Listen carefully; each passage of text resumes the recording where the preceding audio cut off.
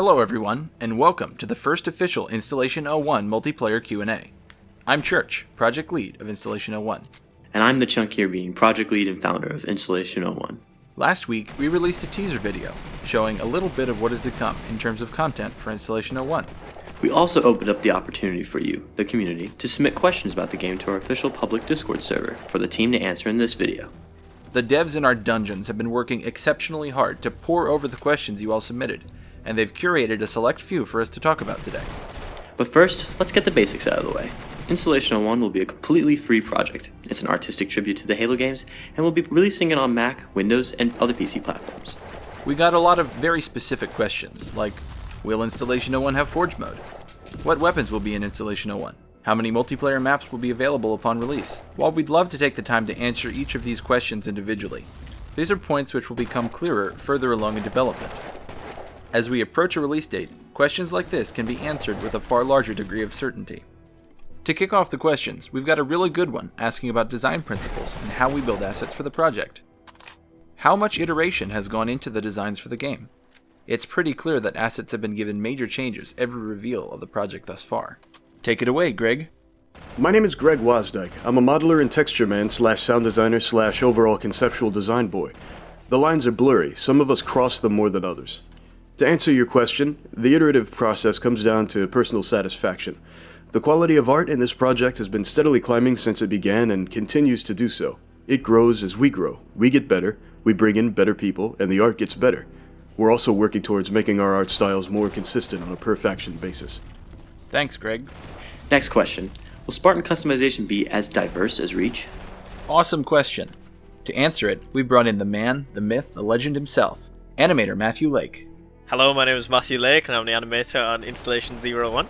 For armor, we currently have 7 different components that you can customize. This includes the helmet, each shoulder, each forearm and hand, each chest piece and pelvis, and finally each leg set. We currently have 2 full sets of armor in the game, which are the Mark V and Mark VI, as well as 2 additional helmets, the ODST and Recon, and we aim to expand with more armor sets in the future. We have 3 colours for customization, primary, secondary and detail, with the detail customizing your visor colour. These are the current systems as of today, though we do plan to expand on this feature in the future with more armor, or even attachments, different colour masks or skins for each armor set, if that's what the community wants. Okay, on to the next question. So how does concept art factor into the design of levels and environments? Avixie? I'm Steven, more commonly known as Avix or Avixie around the installation community. Concept art doesn't directly factor into level design, at least not in terms of map balancing and structure. Usually the layout of the map is blocked out, and once it's tested, we concept artists go in to ideate the visuals to get it past its blocky, unrefined stage. This is done without changing any of the major forms of the map structures, especially around where gameplay actually occurs to avoid possibly messing up map flow. In terms of environment design, the role concept art plays can vary. We have a Forge World type map that is currently being modeled, which was started through many mood concept pieces that I did to establish its visual style. From those concepts, a 2D top-down map layout was generated for the modeler to use in constructing the landmarks and terrain. It is possible to create maps and design environments without it, but concept art forms an essential part of Installation 01's map design workflow. Now joining us to address the next couple of questions, Reese Godfrey. Hi, I'm Reese. I'm the project manager on Installation 01 and one of the engineers. Well, our first question about mechanics is, I'm sure your team is well aware of the split in the community because of the different opinions debating whether or not the 343 games are better, or if the classic Bungie games are. My question is, are you guys aiming for more of the classics or the newer style of gameplay we've come to expect from 343? Or are you going towards more of the middle ground, combining both aspects for the 2 sides? The game is primarily focused around Halo 3. We talked in the last vidoc about including some of the more Halo 5 features like sprint in custom games, but the core of the game we are building to be sort of focused around that Halo 3 core gameplay experience. We are first and foremost building a shooter for PC, and so beyond everything else we have to make sure that that feels right, that aspect of it plays well. Moving on to our next question. Will Installation 01 feature hit scan, infinite velocity, one-tick bullets, or limited velocity weapons, in the style of Halo 3? All of the weapons are projectile-based. Basically, when we first started Installation 01, all of the weapons were hit scan, and it made things like the sniper rifle absolutely pinpoint accurate, and it was so easy. Like, you fire a shot and you kill someone. And so we've opted for projectile for the weapons. There's still a little bit of balancing and playing around to do, but that's the direction we're going in for the bullets. Will there be a ranking system for Installation 01? Installation 01 will feature both skill-based and linear progression-based ranking systems, akin to those implemented in Reach and Halo 3. Will you be able to unlock armors, level up, unlock commendations, etc.? There will be several base sets of armor which will be available in the game upon launch, with no unlock criteria. We also plan to have both credit and skill-based unlocks for other armor permutations further along in development. Will this game be on Steam? Glad someone asked this question. I think it's time to introduce our lead web developer and network engineer, the Field Train. Hello, my name is the Field Train, and I've been applying my web design skills to the new website. Not like that joke isn't played out enough already as it is. Want to take the opportunity to insert a shameless plug for the Installation 01 website? We really wanted to bring the classic Halo website experience to Installation 01. We're adding all the things. We got blog posts, we got stats, file share, clans, and comments. We're just working on it, trying to make it feel like a home for the community.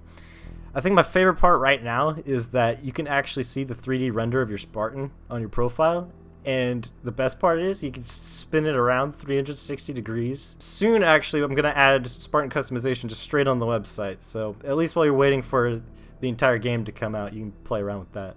That would be cool. That's a whole game right there. Next question. Will this game have updates of any type?